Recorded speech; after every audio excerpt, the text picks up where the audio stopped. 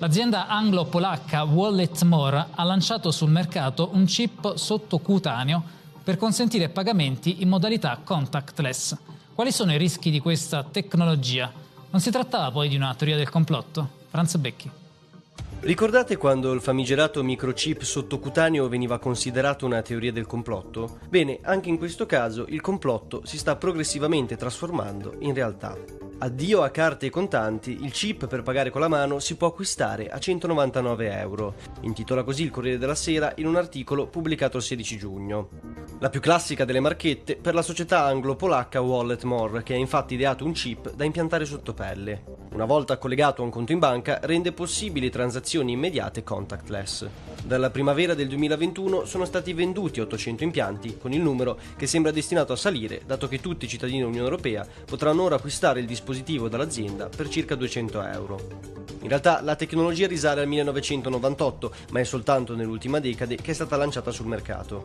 L'impianto può essere utilizzato per pagare un drink sulla spiaggia di Rio, un caffè a New York, un taglio di capelli a Parigi oppure presso il supermercato del posto, ha detto l'amministratore delegato di Walletmore, Wojtek Paprota. Può essere utilizzato ovunque sono autorizzati i pagamenti contactless, ha aggiunto Paprota.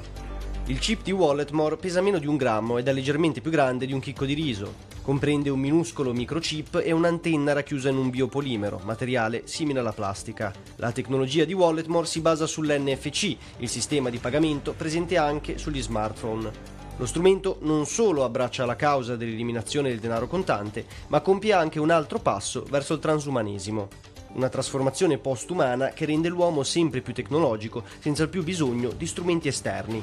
È quindi l'uomo a diventare lo strumento stesso. La medesima tecnologia viene inoltre già utilizzata, ad esempio, per aprire la propria porta di casa, semplicemente passando la mano su un apposito lettore. La preoccupazione è come questo strumento possa svilupparsi in futuro, magari contenendo una serie di dati privati della persona che lo porta dentro di sé, e di conseguenza di come queste informazioni possono essere utilizzate e soprattutto da chi.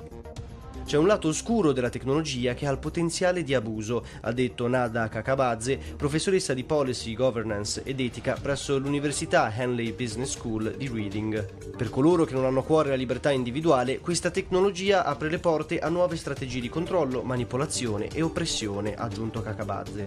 Insomma, in un mondo fatto di dati personali e che con le nuove tecnologie continuano ad essere sottratti agli utenti ignari, resta da chiedersi quanto strumenti come il microchip sottocutaneo non possano servire allo stesso scopo. Ma soprattutto, ne abbiamo davvero bisogno?